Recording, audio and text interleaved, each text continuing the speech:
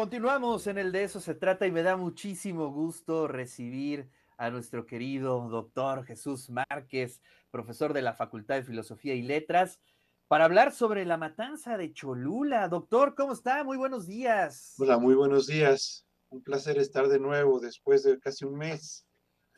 Doctor, sí, hombre, ¿cómo lo está tratando la lluvia? ¿Todo Pues bien?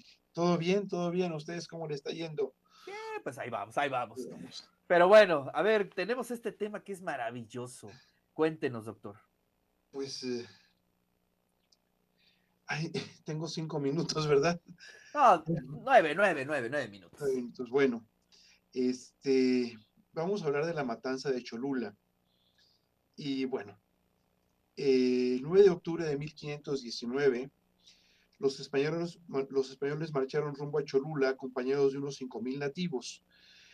¿Qué significa esto? Que estando en Tlaxcala, después de la resistencia que presentaron los tlaxcaltecas, allí llegaron a rendirle pleitesía eh, eh, personas de Huejotzingo, además de los totonacas que venían ya con ellos y de otras partes. Entonces, el contingente era ya bastante grande, pero hubo una alianza entre los tlaxcaltecas y Hernán Cortés después de un, de un enfrentamiento. Y uno de los primeros trabajos de colaboración militar entre los caciques tlaxcaltecas y los conquistadores fue precisamente el avance hacia Cholula, lo cual tensó la relación entre ambos señoríos y sobre todo, y esto creo que es muy importante, dividió a los grupos dominantes cholultecas. Pues unos se inclinaban por un recibimiento pacífico y otros por la guerra.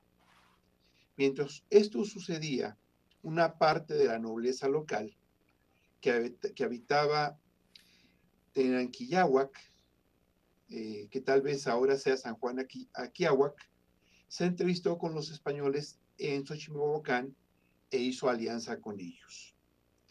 A la mañana siguiente, en Cholula, los españoles fueron bienvenidos, se dice, y hospedados con sus aliados indígenas, excepto los de Tlaxcala que se quedaron afuera de la ciudad. En tanto que estaban en Cholula, hubo rumores de algún posible enfrentamiento. Cortés atendió a estos chismes no tanto porque los creyera, sino porque le servían para infundir miedo y probar su fuerza. El 18 de octubre, con engaños, congregó junto al templo de Quetzalcoatl, que es donde está ahora el convento, a una multitud inerme y mandó matarla con todo y sus señores.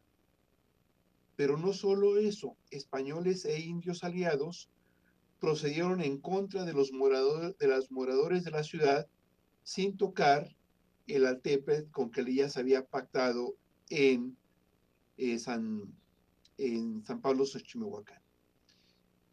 Por sus dimensiones, la masacre causó alarma y desconcierto en toda Mesoamérica. Nunca sabremos el número de víctimas. Se calculan entre 5 y 10,000 personas.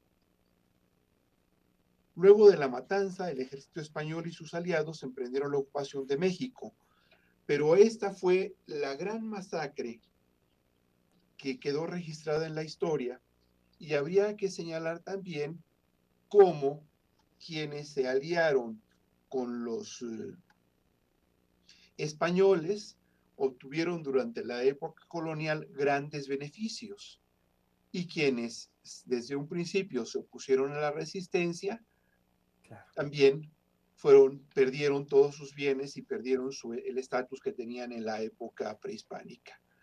De aquí viene la división entre dos grandes Cholulas, además de las otras cuatro que se señalan, pero habría que señalar fundamentalmente San Andrés y San Pedro Cholula.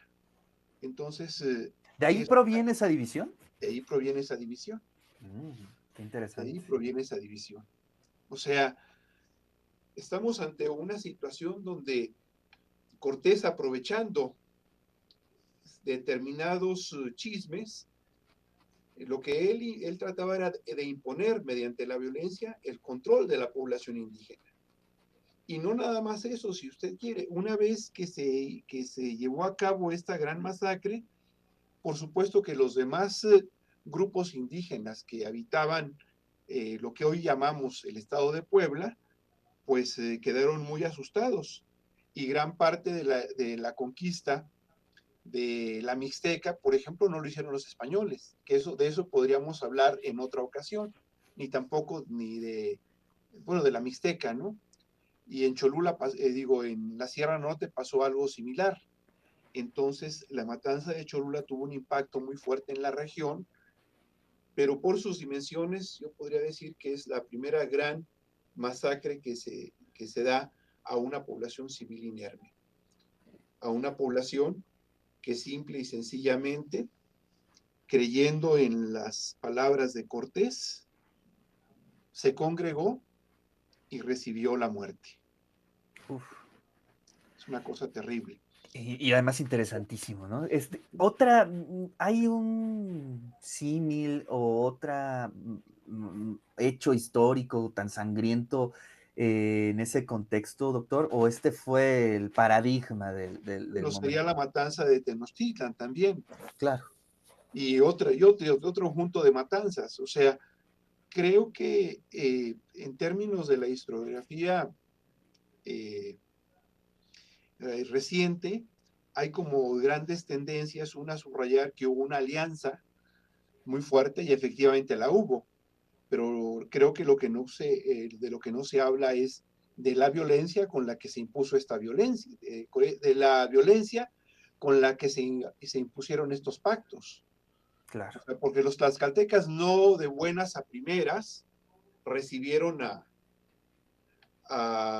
los españoles. Sí, sí, sí, Hubo resistencia y después de esta resistencia decidieron pactar. Y en claro. el caso de México Tenochtitlan, pues tenemos la versión de Cortés, de que Cortés fue bien recibido por Moctezuma, pero casi todos los datos que tenemos de este tipo de situación, bueno, todos los testimonios que tenemos de estos acontecimientos, pues son la versión española. Así es. Entonces, yo creo que hubo también Es tiempo de relectura, doctor. sí es tiempo de relectura. En fin, Doctor, le agradezco muchísimo, si como quieren, la siempre. siguiente vez hablamos sobre la conquista de la Mixteca. Vale, me parece muy ¿Sí? bien. Muchas gracias, doctor. Le Muchísimas agradezco gracias a muchísimo usted. su tiempo y que Al comparta con nosotros todas sus investigaciones.